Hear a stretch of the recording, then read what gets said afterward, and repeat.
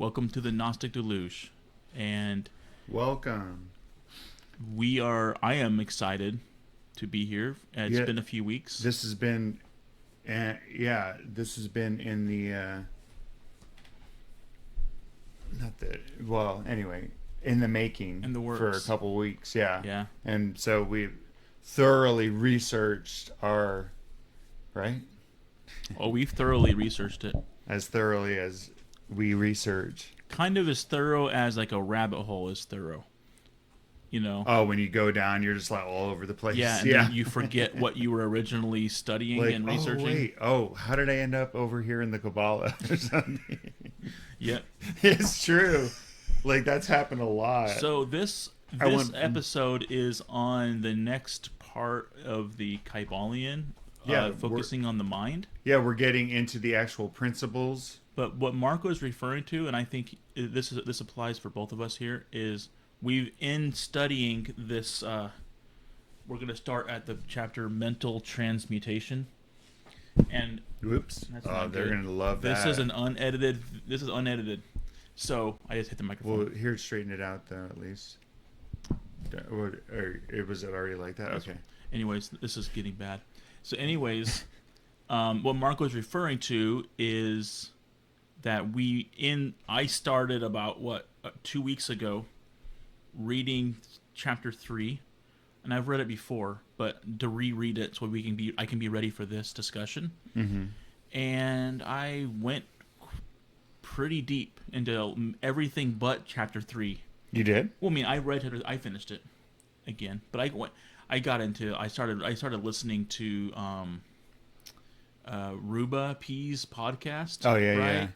And then I started reading a few other books that were related. Well, I've been, yeah. So- Well, like, what I've been doing is I've been, like, setting time, like, whenever I took my notes, like, actually coming in here and setting down with the book and writing down my things so I'm concentrating, because I am all over the place with like stuff. Yeah. I'm sending. Brandon keeps getting these links for me. I'm like, oh, watch this video, because there's this. Anyway, we'll talk about it later in the smorgasbord. Somebody that Yeah, I found that it's really like, whoa, this guy, it's pretty cool. yeah, Very informative. yeah, and super smart. But Very intelligent guy. So we'll talk about him later. well, let's start off with let's get something to drink. I thought you were going to say a word of prayer. Like, let's start off with the word of prayer. We can start off with the word prayer. Yes. So, All right, Mark. So, once Okay. again, these drinks are provided by Mark. I did not contribute any of these today, so we'll see what we got. yeah. Well, there's one that I was talking about. So I see the hops. Yeah, That's it. go That's it. over to your right, very far right. Pull out, or left, your far left. Anyway, Mark, did you have to pack so much ice in this? oh, I wanted them cold. Dang it, that's the root beer. There's cream soda in there. That was on the far right. Oh, okay, that was. This is a far right drink. This is a far right drink. Dude. We try and stay in the middle here. Yeah, but don't look at Mark's shirt, but we try and stay in the middle. Here we go. So this is we got zero sugar. It's Virgil's all Yeah. natural zero sugar vanilla cream, which I think is really cool. yeah, Because that root beer was really good. yeah, and they have it in cans. So I got some root beer in there too. Anyway, but this is I'm gonna do this, Mark. oh yeah, that's good stuff. Creamy. Well, so And vanilla-y. I like it. yeah, Oh, it has more of a better aftertaste than it does a before taste. What's the opposite of an aftertaste? pre-taste. I don't know. Present taste. You haven't even current taste. I haven't even tasted it yet. Anyways, it's pretty Yeah. good. Thanks, Mark. Current taste or a Yeah. live taste? I don't know. Anyway, okay. Well, yeah, it's pretty good. So, I think that my concern, and I don't think it appears that it wasn't as much of a concern for you, which I think is fantastic, but Oh yeah. it means you're brilliant. My concern was that this this mental transmutation, I felt that it was really complicated or like hard to understand for me. Like I had to reread this several times or certain parts of it. Okay. Did you not have to do that? Well, no, I read it and I took notes. So Oh, okay. okay, well, let's just start off with what is mental transmutation? Transmutation, not transportation. Like I need to get car or my mind a ride. Anyway, but I'll start by mental reading transmutation. what apparently the Kybalion quote on it. Oh yeah, that would be good. So it says, mind, as well as metals and elements, may be transmuted from state to state, degree to degree, condition to condition, pole to pole, vibration to vibration. There you go. I'm not done, Mark. Dang it. The last line says, true hermetic transmutation is a mental art. So that is a good way to that's a super summary. get started on this. Yeah.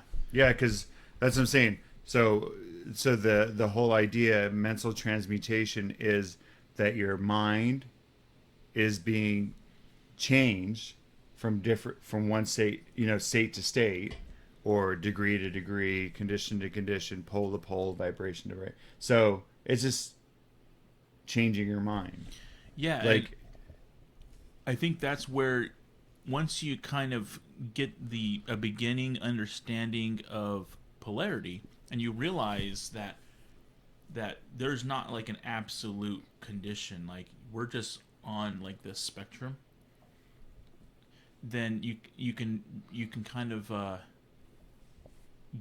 get the confidence and realize, or awareness, I guess is a better word, that hey, I can change the way that I think. Yeah. Because there's a big argument, which I don't know if it's worth going into deeply here, but there's a big argument, and I do agree with it, that people don't really change.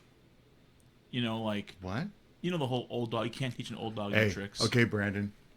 Then this is not for you. Exactly, and that's the thing is this is actually saying that that's untrue. Yeah. But there is actually, I mean, let's take this for what? Let's go back to the Hermetic. I understand what you're saying. Like the Hermetic, the whole point of the zodiac is that people are basically pre-programmed with certain, like personality types and all these different variables, and it's really hard. And that's one of the challenges. Well, that's the thing Hermes. is it's really hard.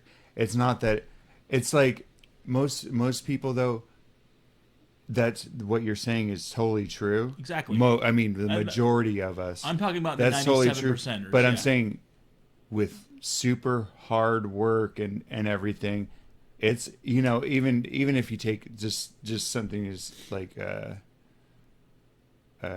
psychology and stuff, people that are talking to a therapist and stuff, that's a lot of work for them to finally get through, and that's just a little thing that they're doing, or not a little thing, but. So it's possible, but it's not easy. It's not. Yeah, that's why most old dogs can't be taught new tricks, because they don't want to. First off, there's several. They're reasons, not they'd have to work on it. So I don't know if that makes sense. But. So I think that's where I was going. Is this is kind of a liberating idea. Because I think we all like to believe. Before I had any familiarity with Hermetic philosophy, and I think everybody likes to believe that they can change at any time. Like, oh no, I'm not like limited by any kind of destiny, or I don't have any kind of zodiac. The zodiac doesn't have any pull and sway over me, right? We all want to believe that. But I think there's a point in your life when you realize that that's not true, that you really are like this particular set of protocols and you seem to never change. So it's super liberating when you realize, wait a second, I can change. Yeah.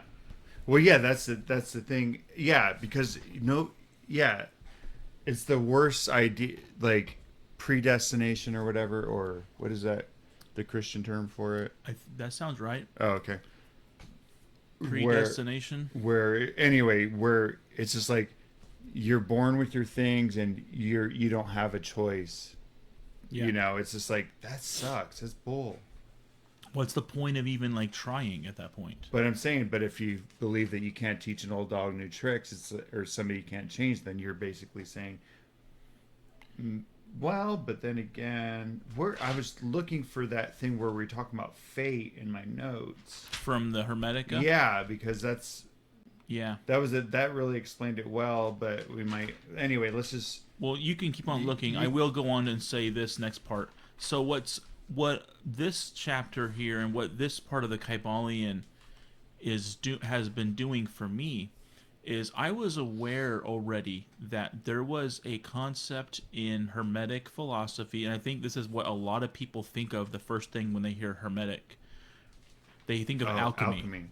Oh, I was going to say something about that. Well, I'm sure that you'll have it. I'm sure that I might be going the same direction you want to go. Okay, good. So that what the this Kybalion, the written, what is the three initiates who wrote the Kybalion, or whether it was this other guy, but it doesn't matter. This what he or they are saying here is that alchemy is not just a physical transmutation of metals or elements.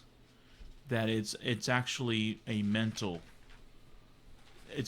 alchemy, right? Okay. Alchemy is taking a base metal to to like a precious metal, right? Yeah. Lead to gold. Yeah, it's that whole philosopher's stone thing or whatever. Yeah. So this concept is the same thing, but you're taking your base mental state and transmuting it to a gold. Higher level, making it gold, pristine state. Yeah, for lack of a better term. Yeah. So, okay. So that's according to the book, and that's what we're doing. We're going according to what it says in here, and it seems right though that Hermetists were the original scientists. Yeah, I agree with that right now. Like I'm saying, and that back then there was no difference between science and religion. They were interlinked. Actually, we were just talking about this. Yeah. With kind of history and because like Newton and them, you're like, oh, these were great scientists, but you don't realize they were steeped in the occult. Correct. Yeah. that we were talking. What was something man? Anyway, with Da Vinci's the Divine Man or I can't remember the name of that. I can't remember the anyway, name of that. but they were steeped in it, and that's it wasn't just the apple that fell on his head that led Newton. That's such a poor explanation. But I'm saying there was more really to happened. it. But it was his kind of wonder too, of wondering what caused this to happen. But so there wasn't necessarily a divide back in the old times between science and religion. Like astrology became what in modern day became astronomy, right? Yes. So I'm saying, like, from then, correct. Astrology ended up, in modern times we became astronomy. Yep. Alchemy became chemistry, and then mystic psychology. The higher self and different things became psychology. Modern psychology. Yeah. So it's almost like you're taking sciences have gone from a state of having a concept of a higher realm, right? Yeah. God or whatever, some higher level and some spiritualness or soul. Yeah. And it kind of just taking that out and focusing more on the other parts of it. Yeah, it's kind of like what ended up happening nowadays is that kind of like in the Constitution where it talks about separating church and state. Basically, it became a separation between church and science. Got it. Yeah. Where science is like, nope, we don't believe any of that. Church is like, nope, we don't believe the science part. It just naturally grew into two different paths. So anyway, to the point that they both are like vicious enemies. Yeah, that's what I'm saying. And even like ignorant. Like there's a lot of religious people today that just say the absolute lamest Yeah, that it will things. be like, okay, I don't. Like, Anyway, did you say that? but what I'm saying is, originally the whole thing was linked. There wasn't a difference between the two, and over time with different persecutions and different things, and not, but also knowledge and stuff, the two became separate. Whether that's a good thing or a bad thing, No, it's probably whatever. But I'm saying they all the modern sciences and modern religions have its roots back in one or united kind of thing. They weren't separate. yeah. That's what, yeah. Like, I mean, if you take the creation story in Genesis and stuff, I mean, it's not scientific, but it's a religious. But then there is some scientific principles in it, on. But I'm not even saying that's not to say anything about the periods and everything that it is, but it goes in an order that seems somewhat rational, and it's not meant to be a science book. It's complete. Anyway, Brandon's like, okay, Mark. No, I am like the student here. Well, no, I'm saying, but it starts with like a light, right? But it's God. I'm Tat. Okay, I'm Tat. You're actually, Hermes. I'm going, but it starts with the light, and then the there's the earth is formed.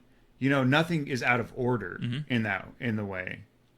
You know what I'm saying? The earth comes, the waters, the land is formed. Then the plants are made, then the animals, then it's a step. It's at least a process. It's not like, oh well, the man was made and then, then, or vice versa.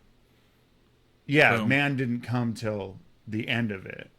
Correct. So, and that was one of the last parts of even evolutionary theory, right? Man in its current state is the end of evolutionary, or is as far as evolutionary theory's gone. Yeah. Anyway, I'm sorry, Brandon.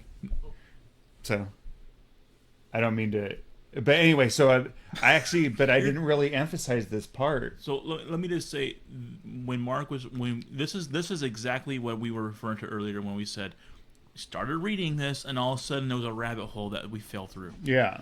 So that Mark just basically proved that what is the case. He has so much knowledge now. I'm so smart. I don't even know. I watched so many YouTube videos. How can your physical body contain you now? Dude, I mean, your light is like trying to bust through right now. Okay. But so anyway, actually, I think I beat that dead horse right there pretty well. I mean, but I'm saying actually that does, because one of the things. You made a good point though, that when you're talking about the different schools transforming over the generations. Yeah. Yeah. And one of the things that the transmutation thing, I was like, my modern psychiatrist, or not, I don't know which one prescribes you medicine. I don't know. I think it's a psychiatrist. But I'm saying modern psychiatry uses alchemy to work your mind. They actually give you people whether drugs that actually chemically have chemicals in them that change your mind. There's actual mental transmutation is like, it's a proven real thing. Yeah, you're right. You know what I'm saying? I mean, I'm saying in that case, chemicals, it's that is a literal. Yeah, that hasn't alchemy. Necessarily that these guys hasn't are mad been scientists. abstracted too much. Yeah. But anyway, that's one thing. Interesting. Yeah. So, anyway, okay. So the principle of mentalism. Let's see what. Oh wait, this is where it quotes: "The all is mind, the universe is mental." Mm-hmm. And I put for translation of what that is. Where's that? I don't know where. Oh, the all is mind. Okay, the translation is, of that they go on to explain is the underlying reality of the universe is mind. Okay, so that's what they. Yeah. The universe itself is mental, existing in the mind of the all. So that's what the because it seems like this is like the all is mind, the universe is mental, man. It's like, you know, kind of like these. But I'm saying what they're saying is that the underlying reality of the whole universe is mind, right? Yes. And the universe itself is a mental creation, I guess. And it's really, which is hard to wrap your head around. yeah, and so the author, the Kybalion, has to go within the next few chapters. Really tries hard to fix that, Or get like it. misunderstanding, or try and make it help it so we can see it. Explain. Yeah, I Yeah. think he does a pretty good job. I mean, but his major problem coming up against is that you can't prove it, and he even admits that you can't understand it either. Like, Yeah. he's like, okay, you know, it's kind of like God is such a big concept, and the universe anyway, actually, that you can't understand it. So he's just trying to, you know, you kind of try to put words to represent it and stuff. It's kind of like one of those things where that part you just kind of need to leave alone, because you're not going to be able to, if you're trying to come to a full understanding, you're not going to be able to. Actually, I got something in the the Kybalion, or this book, that was really interesting. Oh, where was it? Was it right here? Okay. Oh, that was that. That was cool. The monad of Pythagoras. Okay. You know the. Let me just read this. The monad, it is indivisible. It is also incapable of multiplication. Divide one by itself, and it still remains one. Multiply one by itself, and it is still one and unchanged, right? Thus, it is fitting representative of the great, unchangeable Father of all. So, anyway, now... Oh, wait, this is not what... Anyway... I feel like we've read that somewhere else. Well, this one's particularly the Kybalion. Oh, this was the one I wanted to read. I'm sorry. But how define the absolute? How do you define it? Even as we define it, it slips from our grasp, for it ceases when defined to be the absolute. When you define the absolute, Yeah, it's not the it's absolute. no longer You absolute. can't define the absolute. Okay, so this I think this is a basic concept that this guy's trying to get at. Okay. You know, with a lot of words. Shall we then say that the negative, the limitless, the absolute are logically speaking absurd, since they are ideas which our reason cannot define? No, for could we define them, we should make them, so to speak, contained by our reason, and therefore not superior to it. You know, so this is like some higher, superior thing. If you can contain it in your reason, it's not Correct. what you're even talking about. It's not the things that makes the universe work. So it's almost like, you have more to read on that, or? Yeah, well, for a subject to be capable of definition, it is requisite that certain limits should be assignable to it. How then can we limit the illimitable? Oh, I love that. Ooh, yeah. How can we limit the illimitable? So, anyway. Good point. But And I'm that's saying... the thing. So it's almost like there is no absolute. I mean... It's... We believe that it's there, but we can't... It's invisible. There's no way for us to really understand it or define it, so we might as well just say there is no absolute. Well, the absolute's something that's beyond our comprehension. Yes, we might as well just, like, not comprehend. Look, we're done. Guys, That'll be the end. it's been nice. We'll talk to you later.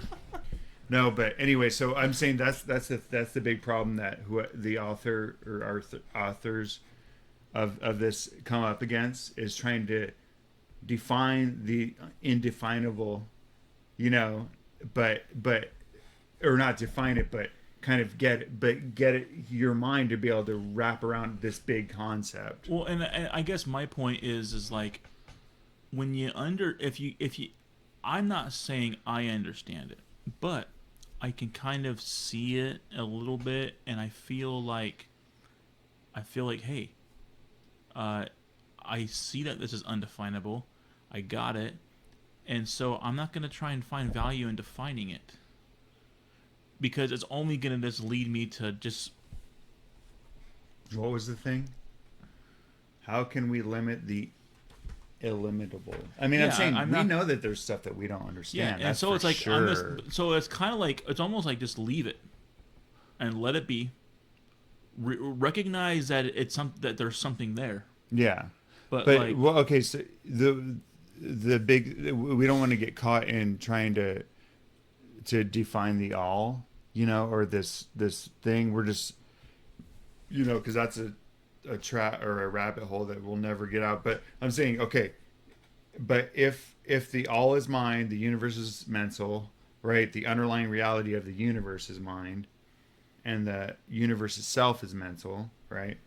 If this is true, so if this statement is true, we'll just kind of move on. Mental transmutation is the art of changing the conditions of the universe, matter, force, and mind. Okay? So that's what mental transmutation. If it's true that the mind is the underlying yeah, reality of the universe, then mental transmutation can change the universe, matter, force, and mind. So magic is the art that enables transmutation of mental as well as material conditions if all is mind. I'm just yeah, trying to. got it. It's good. So hopefully my notes will kind of help us That walk through it, because he does it in a good way, you know, in kind of going on, pushing forward. Does that make sense? Yeah, I So think that's a good summary of the, because that's where I was starting to get lost. yeah, that's why. But then when he turned back around and basically said, but because the the all is mind and the universe is mental, then when we affect the world around us, or because that we are able to, in theory, That affect the world around us, yeah. and outside of our own internal minds. Yeah, yeah, that's what I'm saying. So if I guess the way he's doing it is, okay, we're just gonna say, okay, this is the statement, so we'll follow it as if true, right? Mm-hmm. And then Yeah. he makes the logical arguments. Okay, well, if this is true, then so anyway, one of the things. So yeah, so if true, mental transmutation is the art of changing the conditions of the universe, matter, force, and mind, of our own mind, but also outside things. And I mean, we can, well, I don't know if, well, so he even goes as far as to say advanced mental alchemists can attain a degree of power to control physical conditions, Yeah. i.e., production cessation of tempests. I was like, whoa, uh, earthquakes, etc. And okay, you know what's interesting? Where's the Bible? You have one. A You have Bible, a one. Bible. You have one right here. Oh, I've got a Bible. Is that your? Is that it? Yeah, that's a. So in Mark 4, I mean, what a great, What a great great name. book. What a great book. Great name. Did you know that it was named after me? I did know that. Yeah. They said, in the future shall be a man named Mark. We shall name this book after him. Were you hurt? Did your feelings get hurt when you watched or read the Da Vinci Code? And they mentioned how there was the last few books in Mark were added to later on. Did that hurt you? That did. I was like, no, it's all real. right. They did say that? I don't remember. I could be thinking of something else. But. Hey, Brandon, I don't know if you knew this, but the Bible's complete, and it says it in the very back in Revelations. Yeah, but it says at the beginning of Revelation, though, doesn't it? For I testify unto no. every man that heareth the words, the prophecy of this book. If any man add unto these things, God shall add unto him the plagues Brandon, this is complete. Yeah. There was nothing added unto or taken away. It says right there. And when John And whenever he's saying the prophecy of this book, he's not talking about the prophecy of this book. He's talking about the prophecy Yep. of this the book. entire, and that's why John, the Bible. when John received that revelation, he knew that his book would be the last one. He knew that. he. Yep. So there you go. So just take Brandon. How dare you? The Da Vinci Code. Okay. So here's his little story. Mark. Huh? About Jesus and his apostles. Oh, cool. I can't wait. And when they had sent away the multitude, they took him even as he was in a ship. And there were also with him other little ships. Little guys. Clipper ships. Yeah. Possibly. No. And the same day when they even was come, he saith unto them, let us pass over to the other side. Anyway. And there arose a great storm of the wind, and the waves beat into the ships, so that it was now full. So it's filling up with water. Yeah. And he was in the hinder part of the ship. I love this. Asleep on a pillow. Jesus is just like sleeping through the tempest that's going on. And this is on the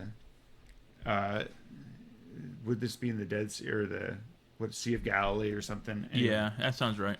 But and they awake him and saying to him, Master, carest thou not that we perish? Like, what are you sleeping through like, this? Hey, there's something going on here.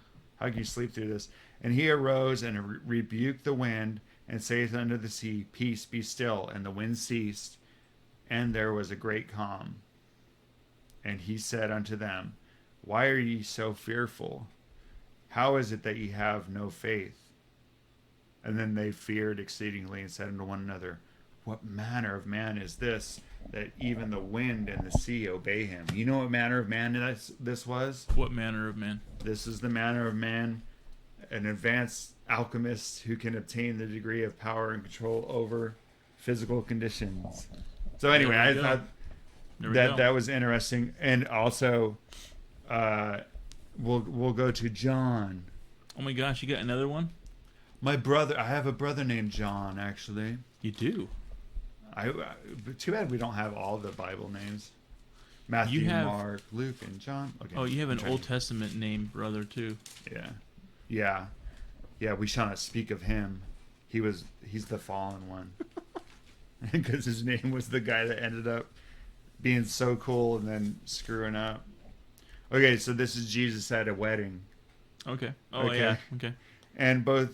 And when they wanted wine, the mother of Jesus saith unto him, to Jesus, they have no wine. And Jesus saith unto her, Woman, what have I to do with thee? Mine hour is not yet come. Gosh. She's like, what's that? That's not my problem, kind of like. Yeah, like, what are you doing and talking she's like, to me? But she say, and then his mother saith unto the servants, whatsoever. So he saith unto you, do it. Okay. And there was set there 6 water pots of stone, after the manner of purifying of the Jews, containing 2 or 3 firkins apiece. Firkins? Is that those people that like to dress in I don't know what furrykins? But anyway, Jesus saith unto them, Fill the water pots with water, and they filled them up to the brim. Okay, so they're filling these empty pots with water. Yeah.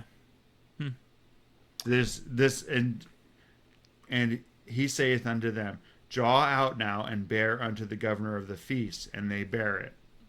And the ruler of the feast is like, when the ruler of the feast had tasted the water that was made wine, they knew not whence it was, but the servants which drew the water knew.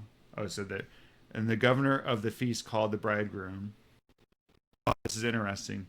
He calls the bridegroom, whoever that is. Yeah. And he says unto him, Every man at the beginning doth set forth good wine, and when men have well drunk, then that which is worse. So the tradition is they put out the best wine first. Yeah. And then after you start getting drunk and stuff, you could put out the cheaper stuff because everybody's already feeling good. Yeah. And he says, But thou keep kept the good wine until now. So not only was it, Oh, it was even better. yeah, it's like you're busting out the good stuff till now. So thus, the beginning of miracles Oh boy. Jesus did Jesus in Cana of Galilee and manifested forth his glory, and his disciples believed on him. Alchemy. So there's another alchemy. I mean, not only is he not can he control the tempests, but he can also transmute Yeah. base water. I mean, something Yeah, as simple water. as water into wine. Yeah, and apparently it's pretty good wine. No, the best. The best. Of He's it. like, dude, this is like primo wine. He's like, is that cedar I'm tasting in it? like you ever see a wine taster? They're like, yeah, they have I'm like ta- these different. was there licorice? I'm picking up like Yeah. the annoying people. Birch root, perhaps. The annoying people. Yeah. Hey, So if anyway. you're like a wine taster, like a wine expert, Mark did not mean that. If you're a wine expert, you need to try Jesus's wine. Yeah, he It's makes the best. I mean, so anyway, but I'm saying like in our regular teachings, religious teachings, this is something that's No, yeah, that's understood and that's implied in just take the Bible, That's and a that's Bible not even story. That's that's a New not Testament even. story. But I'm saying there's ones where the sun is stopped in midday, you know, in the Old Oh yeah, Testament. there's all kinds of crazy I mean, stuff this in is there. so anyway. These kind of things have been talked about for a long time, and we take it as at face value, or I don't know, just kind of don't realize what they're. We just those are miracles, but there might be more to it. So yeah, so what you're hinting on, I think, is that all the possibilities are limitless once you have a true awareness, which obviously is easier said than done. Yeah. But once you have a true awareness of the reality of what reality really is, Mm-hmm. and that you are connected with it, and that you actually have access to it, then you can do all kinds of things. Apparently, Yeah. like turning, and that's where I think that's where like the myth of the alchemist comes from, and why there's this why alchemy and magic and those kind of things are kind of interchangeable sometimes. Mm-hmm. Yeah, like Gandalf.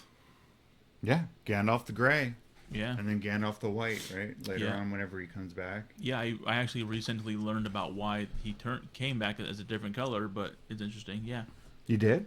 Yeah. I don't have like a very deep Lord of the But Rings he had lore. fought that demon that thing. Balrog. Yeah, Yeah. where he's like, "You shall not pass." So if you ask a big Lord of the Rings nerd, they will have they can talk endlessly on what happened there probably. I But wonder. in the nutshell, not even in the nutshell, I don't even know. All I know is when he came back as Gandalf the White, it's almost like he was actually resurrected. He came back. It was a new Gandalf, Yeah, which I think he's is more powerful. Yeah, and Well, I okay. think he died. Right? He died. Yeah. Well, it's like, what was that where it's like there's a thing where it's like, if you kill me, I'll come back even more powerful. Oh, I can't think of what it is. Anyway. I think that's a very, very common. Yeah, like. I say that sometimes when I'm arguing with someone. I will come back more powerful. I'll come back even more powerful. Oh, right. Okay, so anyway. So what else you have to say So about okay, this? now that we went off on that tangent about Jesus and his understanding, or obviously him, having some kind of higher mental understanding that enabled him to do those kind of wonders, magic. Those are the things we call magic. Those are the things we call miracles. Yeah. Where that's how they're able to do them. Or they're saying in here that's mind. It's through mind. Anyway, okay, so we'll go on to the next. Students and practitioners of mental transmutation work among the mental plane, or the inside, transmuting mental conditions, states into others according to formulas. for various formulas. Yeah. So, So what kind of warning. formulas do you think that they're referring to? They're like mathematical formulas or like recipes? You know what I'm saying? Well, Because he if it's doesn't. if He it's if doesn't. it's mental transmutation, then it's not like a list of like different kinds of like spider webs and roots and like you would imagine like the ingredients for like a Like Eye of chemical Newt. thing. Yeah. Yeah, Well, well, that's where the rest of this, the other principles, are part of those formulas or understandings, got right? it. You're right. Yeah, You'd think. yeah. So, but there's a warning. I put a warning here. I don't remember what it is. Okay, various Mm-hmm. treatments or affirmations. What is it? Affirmations, Affirmations, denials. denials, etc., of the schools of mental science are often imperfect and unscientific. The majority of modern practitioners are quite ignorant, lacking the fundamental knowledge upon which the work is based. Yeah, So it's they're talking about these formulas and stuff. Most of the stuff that's out there is a bunch of it's like it's philosophy mingled with old teachings, yeah, kind yeah. I of. like that. Even our man Ruba P says that. Mm-hmm. Interesting. Yeah, she's saying, even this book, maybe like Mm-hmm. is saying is a general thing, and it doesn't give you actual formulas. It's a general, Yeah. it's not meant to like it's meant to get your thinking along these lines so that you can maybe come to an understanding later as you Well, research and. and that is something that I've recent. So let me mention something here about this whole hermetic philosophy that's kind of been eye opening to me. And it has to do with the as above, so below, right? Mm-hmm. I mean, we have all these different like books. There's different types of Esoteric. esoteric teachings, right? There's different schools of the occult type of work, Yeah. right? And there's so much of it, and you kind of get the sense that a lot of it is kind of poppycock in a way. Poppycock. Poppycock. That's a good word. A lot of it is just a bunch of mumbo jumbo. Mm-hmm. But the thing is, and with that sounds like really critical of me to say that. But my point though is, even let's take this Kybalion that we're going through right now. What I think that the value in it is, and this is something that I kind of pull from the Ralph Waldo Emerson way of looking at things, and also the Hermetic way of looking at things, is just because if it's incomplete, or if it had, you can technically, what was it? I think there was an analogy recently given that I read about somebody looking at like a dirty plate, Okay. like a plate in a sink, right? Yeah. And they observed the dirty plate long enough that they started understanding everything. You know what I'm What? saying? It's the whole What was on this plate? well, that's the point. It's more than the plate. It's the plate's past. It's the who made the plate, what the plate's made out of, what the plate's used for, and so you can take anything, and the whole point is That's true. you can anything, even things that are absolutely false. There's still value. I'm not saying that there's value in false things, but like Usually there's some kind of value, or nobody would even. yeah, and I think that's the value in I'm not what you the whole point of the one of the points of this hermetic philosophy that I'm grasping here is you don't need things to be absolutely, because there doesn't exist. Mm-hmm. You don't need absolute truth to find truth. You can do it through observation and through math. Yeah, through your mind. Correct. That's the way you work it through. You're not going to be able to build something, or you're not going to be able to even put your body in a certain way. It's like that is going to suddenly get you to that point. It's all mental, and that's where the eyes above, so below thing. If you're able to get to the higher state, that's the way that. That's kind of a dead end. What I'm saying.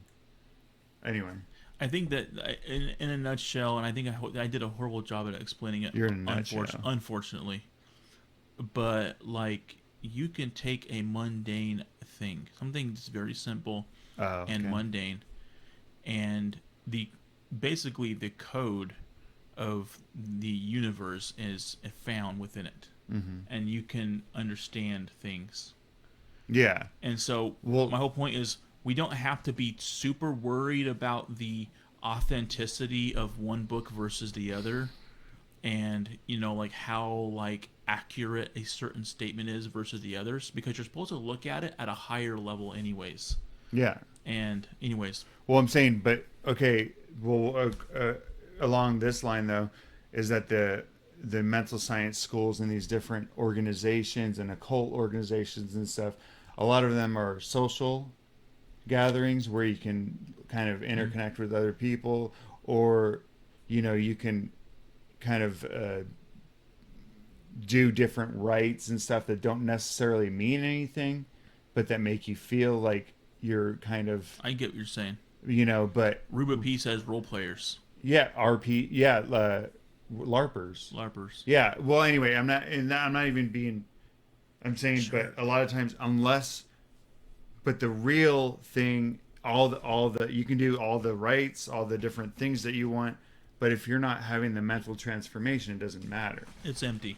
Yeah, because and we all have that thing. If your life's not actually changing, like for real, your mind is not actually changing, then it's not the real deal. I think. I don't know why but okay. So there's that, and I mean, We'll call this episode the rabbit hole yeah, because that's because all it is. yeah. Okay, so changing of mental states can be used on. Oh, this is one thing too, that they say is that the changing of mental states can be used on others as well as oneself. Yes. Kind of a warning, like the force can be used for good and evil. And I Mm-hmm. was like, ooh, the dark side. Yeah. Yeah. Whenever I was like, wait, how can you do that anyway? And so he goes on. This book will state the basic principle of mental transmutation. Those who grasp it will have an underlying principles and will possess the master key that will unlock the principle of polarity. Well, yeah. I think it's a little bit entertaining to think about it and a little fantastical maybe, but like if you the whole law used for good and evil, I was thinking about that a little bit, and whether you're a conspiracy theorist or whether you like to read good fantasy or mystery books or whatever, there is a lot of usages that mental alchemy can do to change the world, Yeah. and there's a lot of applicable opportunities for even rulers of different nations Oh yeah. to Yeah. use Well, it. think about propaganda. Correct. That regardless, or advertising, for Yep. goodness sake, that's you get this feeling when you're of the certain things by music or propaganda, or they can drum you up to go to war, or Yep. to hate different people, all this stuff. But I'm saying those are people who have an understanding of of psychology, a Exactly. basic understanding of and how to get people to do what they want. Do you remember that book that I actually didn't finish reading it, but I got the gist of it? It was called The years ago. the gist of it. The gist of it. It was called I can't remember what it's called. It was basically about how certain events in history have happened that actually created other events that were wanted. You know, No. I think it was you that recommended it to me actually. Oh, I But don't even remember reading it. um Brendan never read it. I heard it was a good book though. yeah, but anyways, like the thing is like let's take I'm not saying this is what happened, but let's take like a lot of things have happened from this COVID-19 thing, right? What? A lot Okay. of things have happened because of it.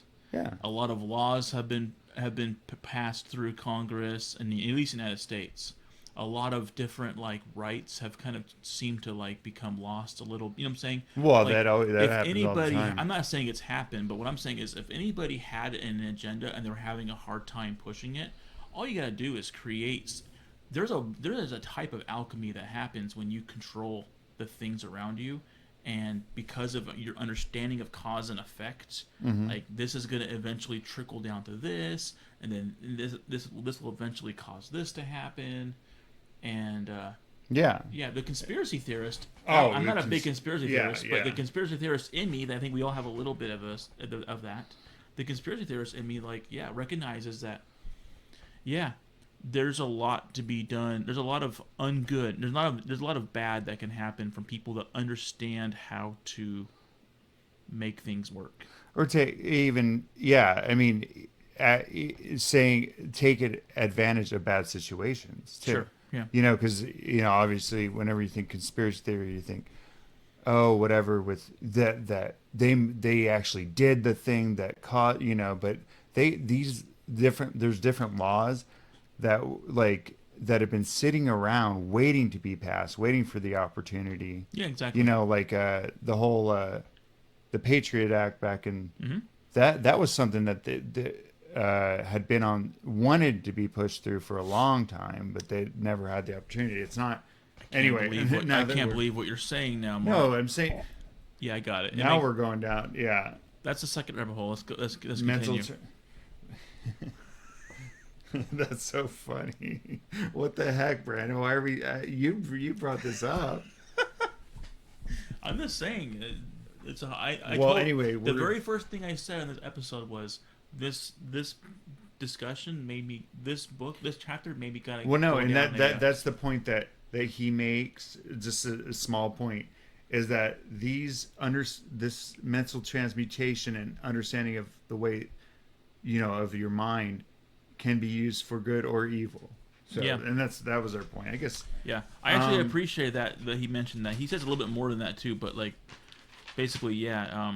And like you said, but those who are ready to grasp it, they possess the master key that will unlock many doors, right? Yeah. Of the principle of polarity. So the different ends of the spectrum. The principle of mentalism is the basic principle of the whole Hermetic philosophy and of the Hermetic art of mental transmutation. So the mentalism is the basic philosophy that the rest rests on. So that's important to understand. Let me ask you a question, and let me see if this is related to if you believe this is related or not. When we read Poimandres, the first Hermetic Corpus Hermetic, or the Corpus Hermeticum. Sorry, I'm like this cream soda's tempting me to burp. Yeah, give me a soda real quick though. Which one do you want? I'm gonna take a Virgil's root beer. So the whole point of that, the first encounter in that is that Hermes is basically, he's in this state of less than awareness, or maybe it's okay. Heightened awareness. I listened to this thing where people were talking about that state between sleep and awake. Yeah, okay. 'Cause remember he's talking about but not the kind that you get from being too much eating or whatever. Yeah. Right? So he's in this like state that he's prepared to kind of drift off. Mm-hmm. And he gets this. He has like this. The twilight zone. Whether it's a vision, he's taken up into the mountain, whatever. Like he has like this kind of like vision happen, or this like basically this visitor, right? Yeah, he's in communication, and he communicates with what this entity describes as the mind. Yeah, right. His mind. Yeah. So with that being said, when we're reading about the mind is all, the universe is mental, whatever that's, yeah, the all is mind, the universe is mental. Do you believe that that's referring to the same mind that spoke to Hermes in Poimandres? that so basically rewording it as everything is in here and the universe is all. You know what I'm saying? I don't. You don't think that's related? I think that the person he's communicating is his own higher mind. Okay. It's kind of like the higher functions. Yeah, the different functions like laid out. Okay. But that because the all thing, the whole thing behind it or whatever is something else. It's like angels or something, or or is more along the lines of what he was communicating with. And that's what I was. At least I think. That's what I was feeling too. But then recently, when I was rereading it, I was kind of like, "Is it the same though?"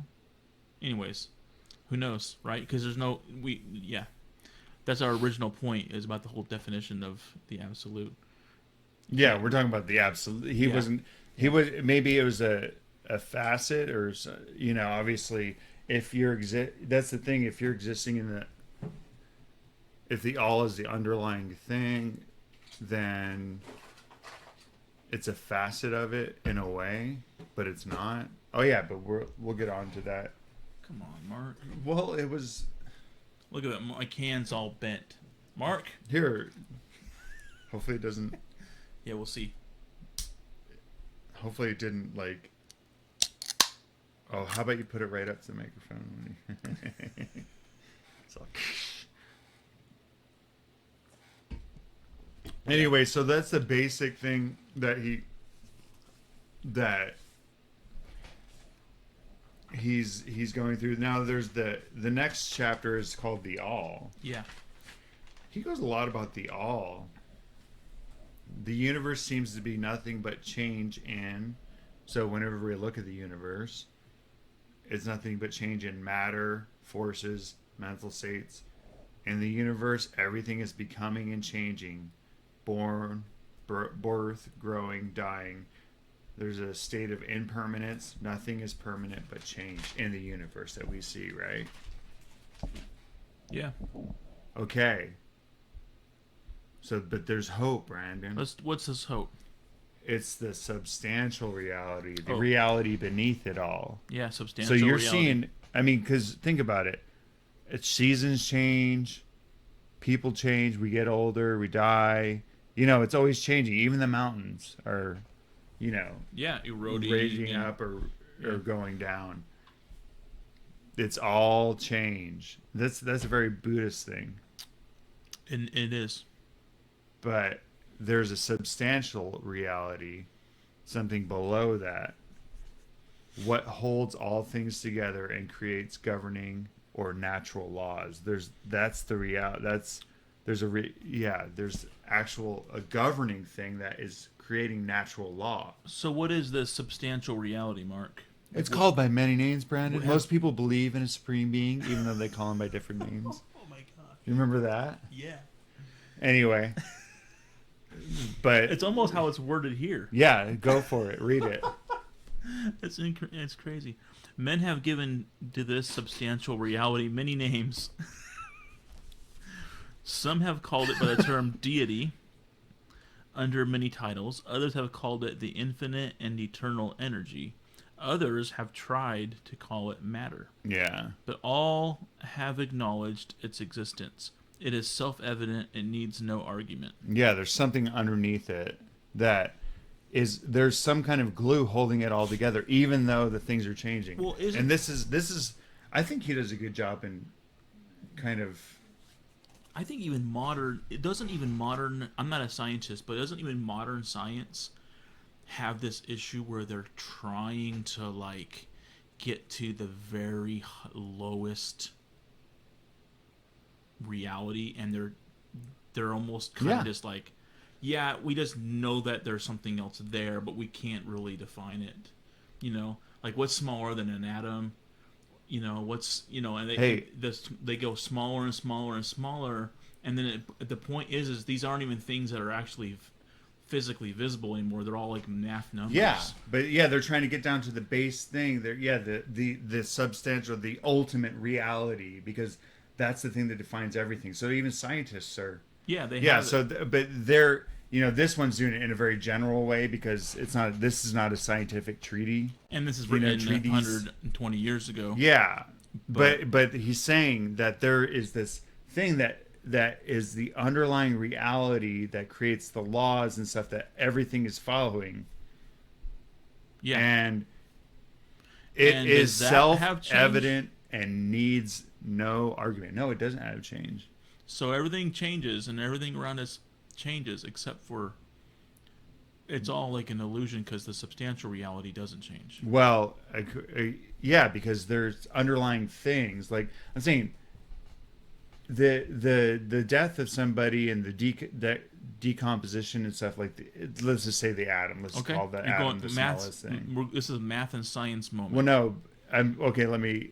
Well, no, this is not a math and science moment but I'm saying like the atom. Whenever somebody dies or even a paper is burnt, and it seems to disappear. Those atoms and stuff are still there. Yeah, they turn into a They turn gaseous into a different form thing. and- Yeah, that's what I'm saying. It's all change. Change doesn't change the underlying reality, though. You know what I'm saying? No, I do. Okay. I got what you're saying, and there's been other ways to. But I don't. At one point, at one level, nothing actually changes, though, because if it behaves the way that it's supposed to, Yeah, then it's not changing. that's what I'm saying. Yeah. That's what he's saying. Like, it's even in change, it's doing what it's supposed to do. That's where I like to think that's of- where the natural law or the natural governing laws are. There's not that things don't act outside of what they Correct. are. The way that I explained this to my kids when we talked about this is, I've given it to a few people now. This is my go-to explanation right now. Is I refer to a clock on the wall, and I say, "Does a clock change?" And they go, "Yeah, I can see it changing." Like, no, that's not changing. That's the way the clock's supposed to go. Yeah, The clock's gonna change if you're watching a clock and all of a sudden the hand turns the other direction.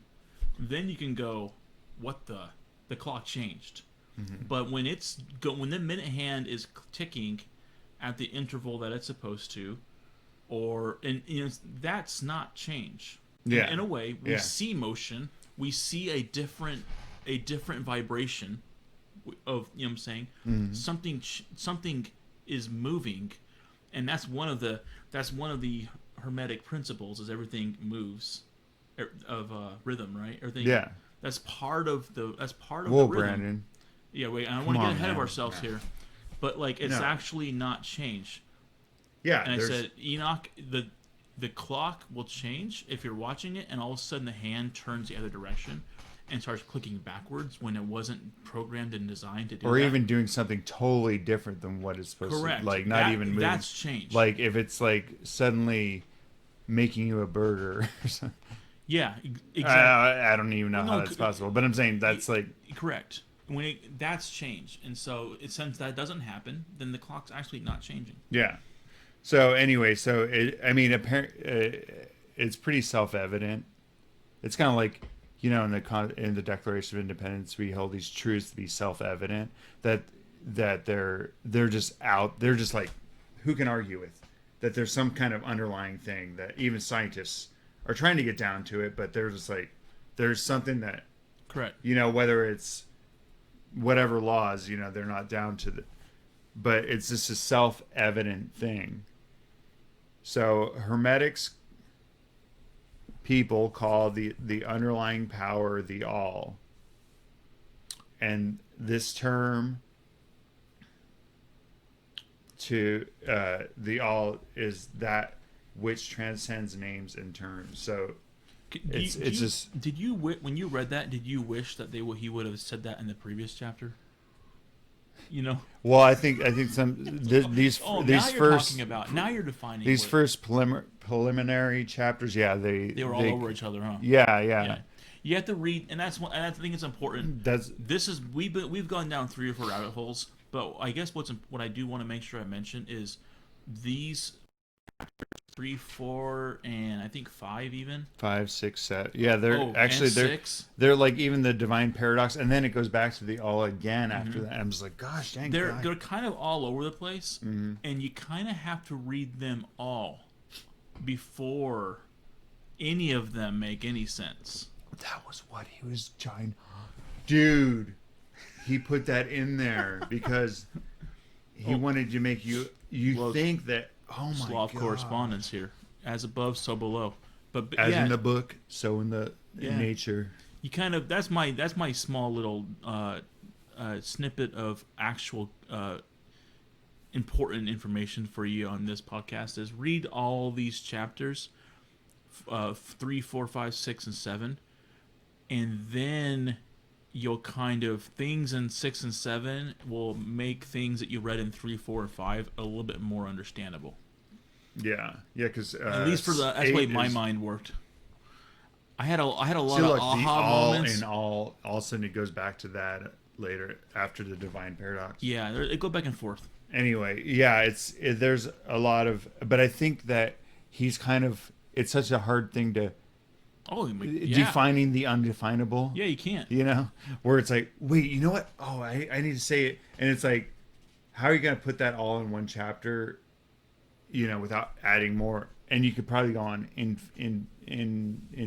infinitely. You know, Wow, this is all wrapping together. dude, it's all the all, man. Like the all is unknowable. So that's one of the points he makes. The all is unknowable. Hermetists believe and teach that the all in itself is and must ever be unknowable. So this is the funny thing is that he's defining, he's not defining the undefinable with a definition, or he is trying to not define the undefinable. Yeah. Anyways, Yeah, it's that's, he's giving us what I think he's doing is he's giving us this pointer that allows us to consistently point to what we're trying to look at, and it's kind of like a waypoint. Yeah, it's giving you a little bit of something without trying to put it into a box, because he goes on to say that there's some attempt to ascribe human emotions, feelings, characteristics, Yeah. even down to the petty qualities like jealousy. Sure. You think of the Greek gods and susceptibility stuff there. Yeah. to flattery and praise. Yeah, desire for offerings and worship. He says that human beings take it so far that they even the Greek gods, man. Zeus was like all over the place. Yep. Sleeping with women and There was turning lots into of, different animals. There was lots of jealousies happening. Yeah, and the Hera was. Yeah. Yeah. Like, so he's saying for that stuff is not the all. That stuff doesn't wash, Well, I agree with that. He did say that pretty, and that was very very clear. And then this is one important part. He starts going into kind of a religion versus theology. Yeah. So his definition of religion. Yeah. He says it is. He says religion to. Oh wait, it says. Yeah, this right Religion to us means that intuitional realization of the existence of the all, and one's relationship to it. So that's religion. Yeah. While theology means the attempts of men to ascribe personalities, qualities, and characteristics to it. Their theories regarding its affairs, will, desires, plans, and designs, and their assumption of the office of middlemen between the all and people. I like that part. Middlemen was in quotes, by the way. Yeah. Well, yeah, he says, basically, religion, according to this book, true religion is your relationship to the all, or the realization of the existence of the all and your relationship to it. That's religion. That's basic religion. Where theology comes in is attempts to describe, give all this, define it, personality, all this stuff, and also theories regarding what it's trying to do, its affairs, its plans and designs, and also with theology is the person who's telling you about it Yeah. is their assumption of the office as a middleman between So we kind the of, all and the people. So they're like, priests. yeah, I think today we kind of mix these together with religion. I thought you did a silence on that. I did. What's he You're not ruining doing this whole it? episode, Mark. So yeah, I think today we kind of like throw those together in the same category. People point to religion and they as the like the priests and the clergy of, Yeah, the church. but he's defining it The as, institution that they set up around it yeah, he's defining religion as the relationship that we have with it. with God. Yeah. Basically, And if then you look at it that way. theology as all the infrastructure and the workings of men that to explain it and to define it and to control it. And that it's in that their system that is the only way to God. The assumption of that. Yes, That's- that's something that I wanted. I'll talk about later. In our smorgasbord. I have a Okay. point about that. Yeah. Anyway, so I'm saying for some reason he goes into this thing.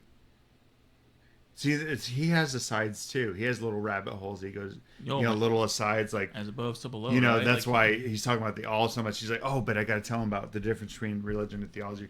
So, and then there's philosophy He does the same thing. versus metaphysics. Yeah, he does So the same philosophy is thing for that. It's the means that we inquire knowledge of things that are noble and thinkable. knowable and thinkable. Yeah, Yeah. the inquiry after knowledge of things knowable and thinkable. So that's basic philosophy. I mean, and that's what you think of whenever you think of philosophy. Correct. Too. That's pretty standard right there. Now, okay, so metaphysics. Metaphysics is the attempt to carry the inquiry over and beyond the boundaries and into regions unknowable and unthinkable. So this is it's the beyond.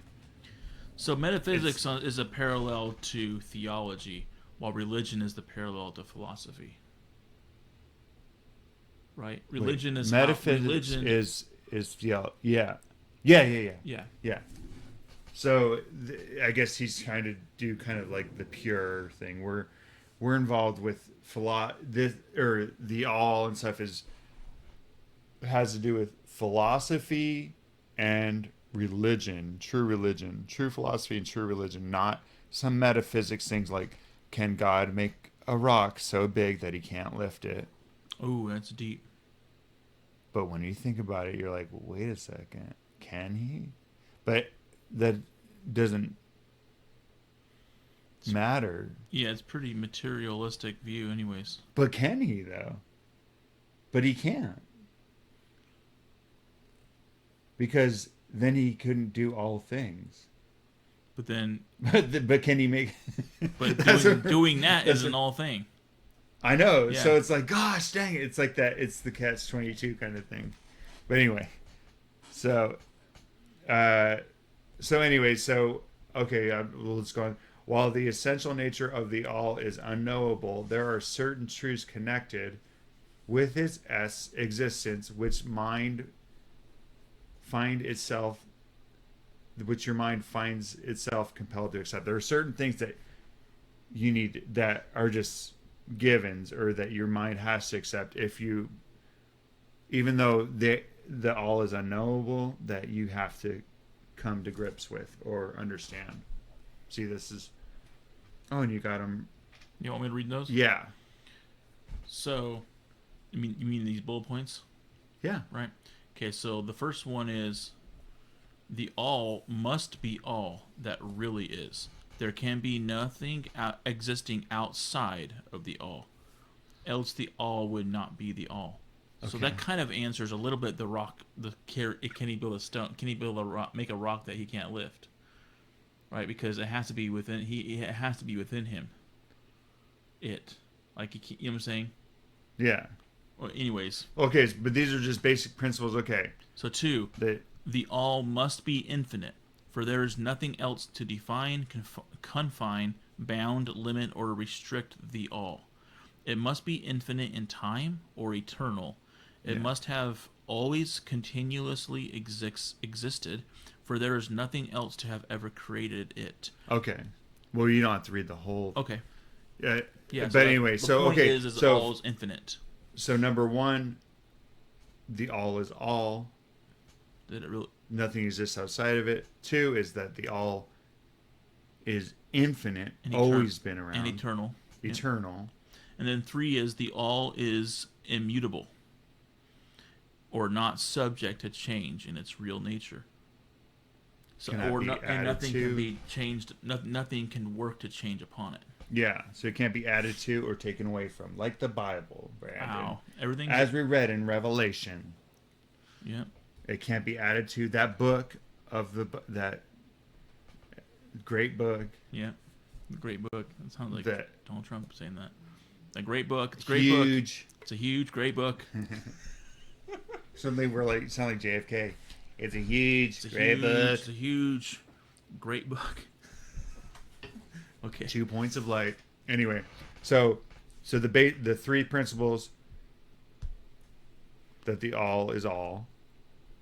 It's infinite and immutable, or can't be taken away from or changed. Anything that is opposite of these three things cannot be the all. Okay. So like so is the all matter or energy, Brandon? You're supposed to say no. No. It's higher than matter and energy. It's life and mind. Or matter and energy is life and mind, not life and mind of the mortals, but living mind, infinite living mind. Okay? That's what the all is. Nothing can rise higher than its source. Nothing is evolved unless it is involved. I think that. But anyway, so the at the end he kind of comes to define the all, because it can't be just matter, it can't be just energy, because those things are subject to change. That he defines the all as living mind, or he says infinite living mind or spirit. Yeah, so he kind of he breaks it down one after the other. It's life and mind, it's living mind, it's infinite living mind, or other words, reverently pronounce the word. Illuminated souls mean when they reverently pronounce the word spirit. Well, I say reverently, but he all capped it. Spirit! And an exclamation. Yeah, so he didn't really reverently write it. He's like shouting it. That's funny. Like, dude, I think somebody needs to edit that. But he says it again. They call it spirit. Yeah. And they say it with spirit. All capping your words must have meant something differently back in 1908. Like, does that mean it's said reverently? Yeah, maybe. I guess. But anyway, so the underlying thing is that it's some kind of,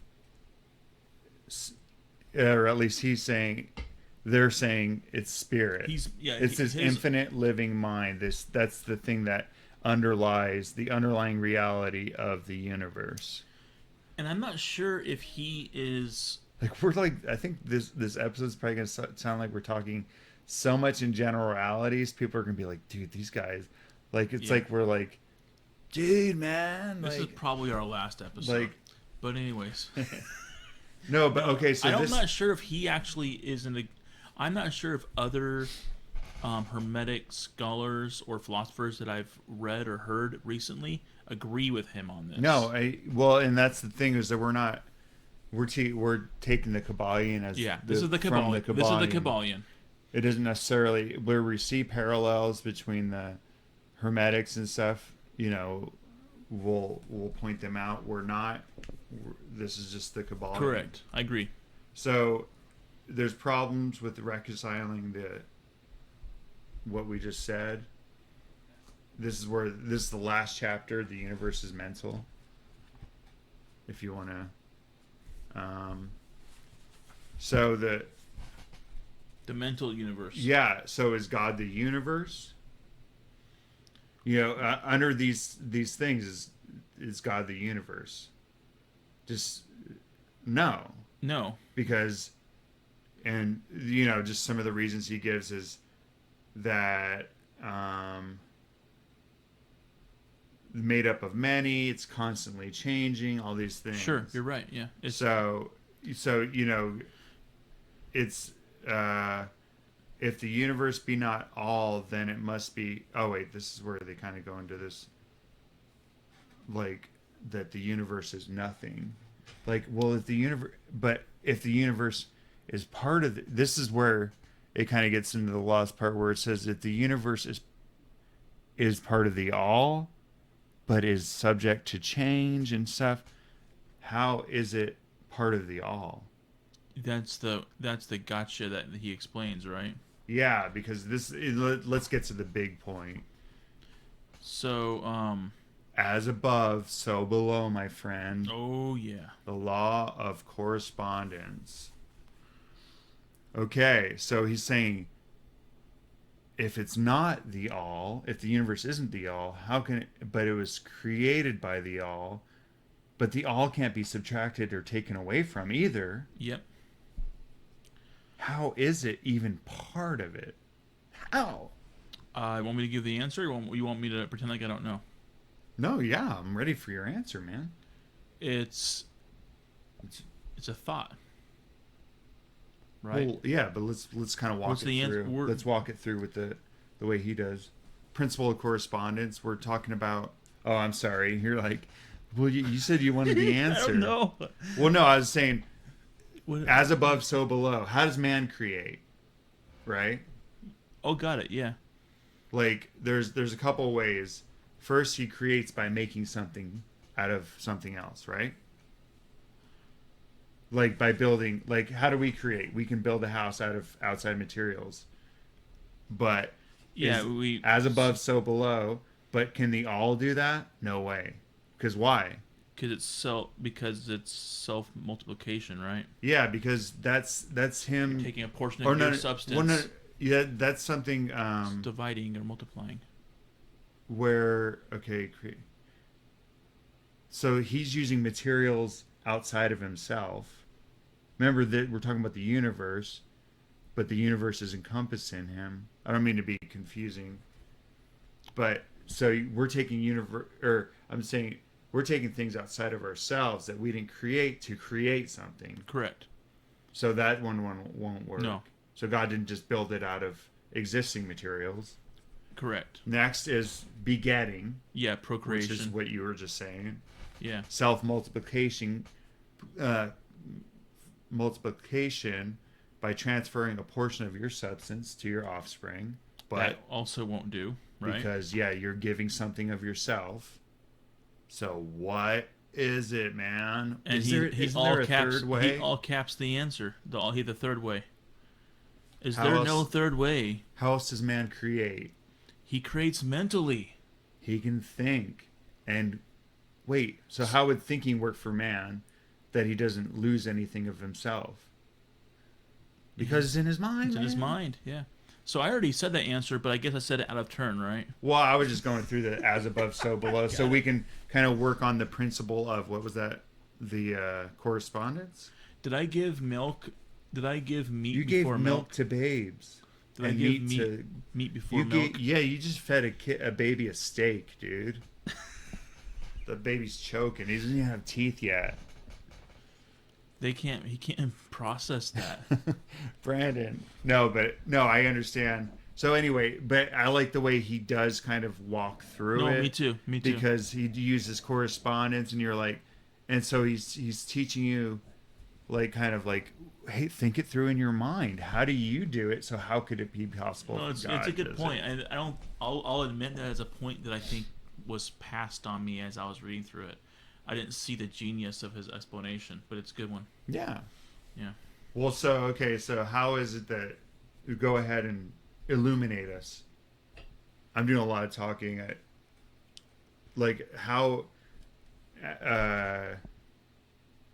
Following the principle of correspondence. Yeah, we are justified in considering that the all creates the universe mentally. Mm-hmm. In a manner akin to the process whereby man creates mental images. And here is what the report of reason tallies precisely with the report of the illumined. Okay, so it's saying this is okay. So we finally got into it, and this is exactly what the enlightened say that he does. Yeah, this is what the wise and Hermes says. They say the all can create in no other way except mentally, without either using material or else reproducing itself. There is no escape from the conclusion of the reason. Yeah, of this. Yeah, Capital reason, might I add. Which, as we have said, agrees with the highest teachings of the Illumined. Just as you, student, may create a universe of your own in your mentality, so does the All create universes in its own mentality. But yeah, your universe is a mental creation of a finite mind, whereas that of the All is the creation of infinite. mm-hmm. The two are similar, but infinitely different in degree. We shall examine more closely into the process of creation and manifestation as we proceed. But this is the point to fix your minds at this stage. Here's the point. What? The universe and all it contains is a mental creation of the all. Verily, indeed, all is mind. And that's what is meant, right? That's the axiom. All is mind, Mm-hmm. and that's what it is meant, right? Yeah. So, but that makes sense why they have it. Like, and here's a second of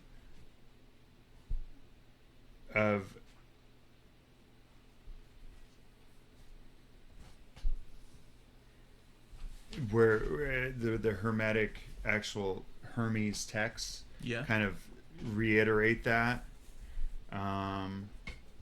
That's in the second one. No, this is I was saying mind in the mind under Hermes. Second source. A second source, yeah, where because he's talking about the illumined, and sometimes you're like, well, is he just making this up? Yeah, you totally. know. Yeah. So it's always he kind of goes into think from thyself and bid thy soul to go into any land, like in the mind, and there more quickly than by bidding will it be.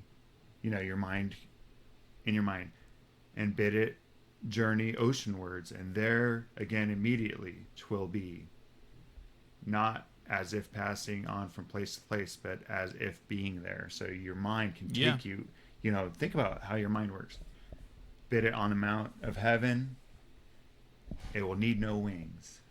You know, in your mind, you can go all over the place. Your imagination, nor will aught hinder it. You know, the sun, and it will soar up to the last body of them all. And shouldest thou will to break through this as well and contemplate what is beyond, if there be aught beyond the cosmos, it is permitted thee. So all this can be done in your mind. Your mind's very powerful. Yeah, it's tough. But Wait, where's the part where it talks about going to India? Yeah, you're looking for earlier. Yeah. Anyway,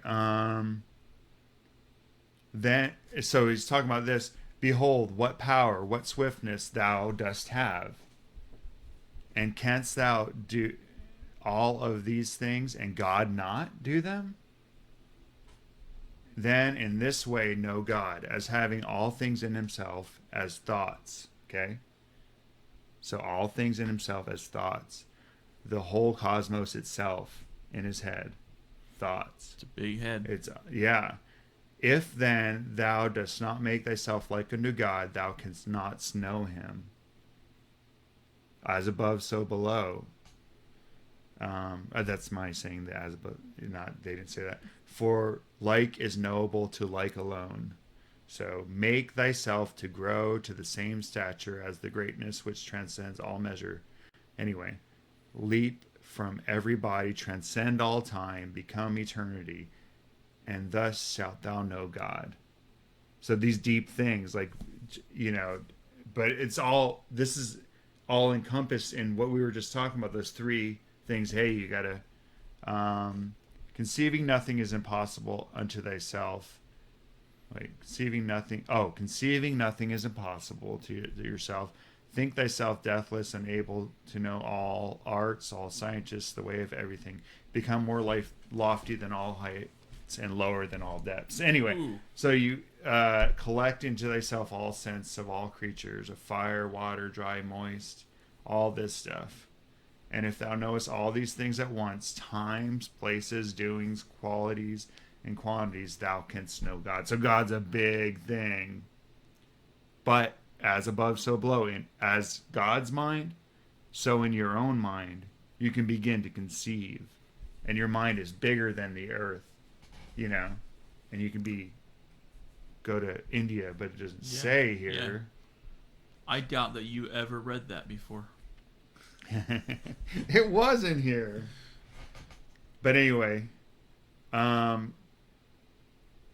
so there's a second, you know, in the Hermetica, it talks about the same concepts that he's talking about here, that it's all contained in God's mind.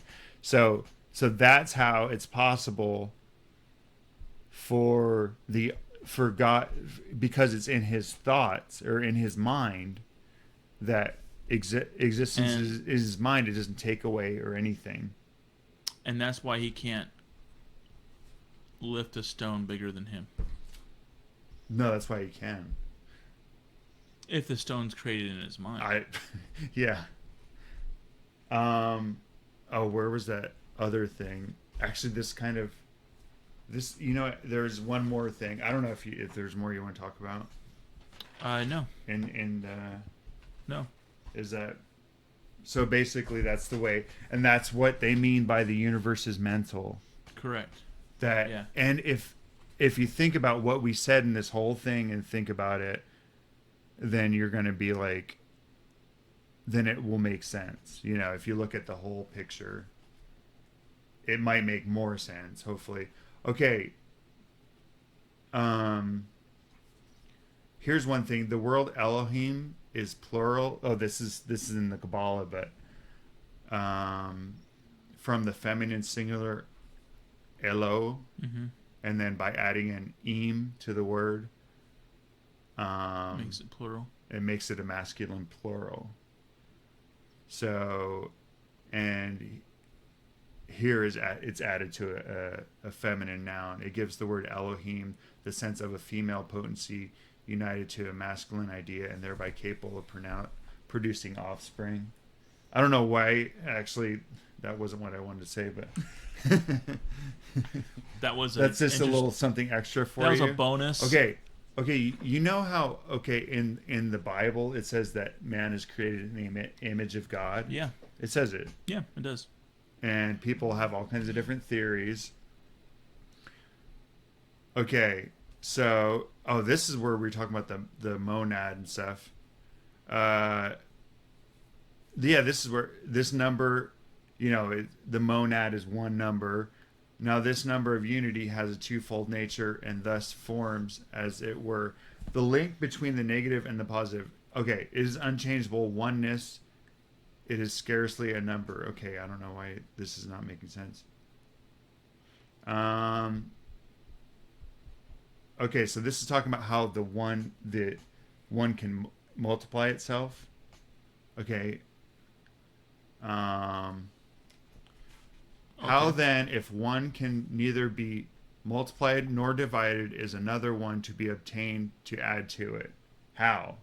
You know, if it can't be. Yeah. In other words, how is the number 2 to be found? Yeah. And it says by reflection of itself.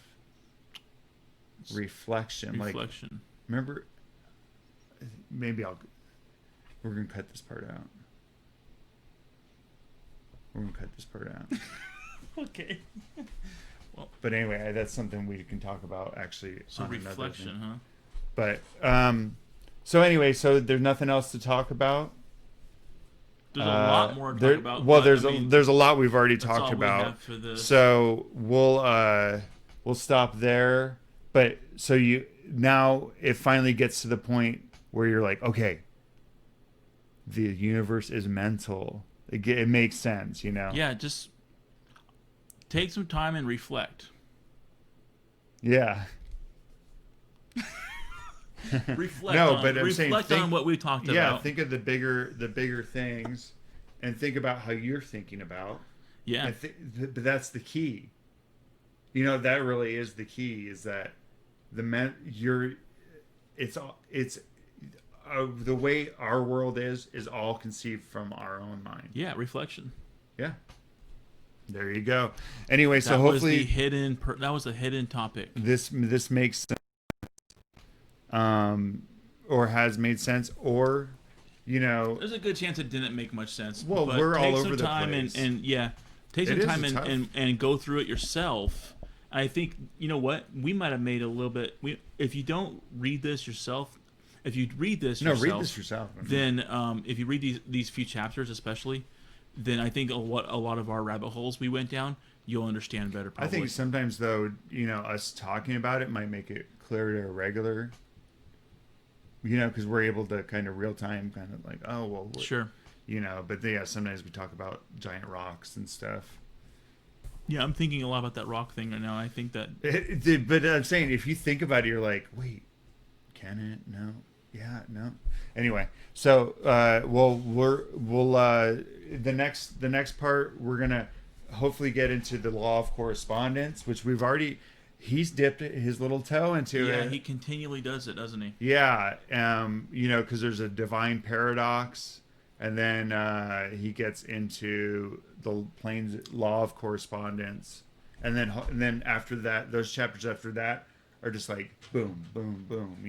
This, and until the very last one, gender, which is a little bigger. So Yeah. it's got a couple chapters, Yeah. but they're all short chapters.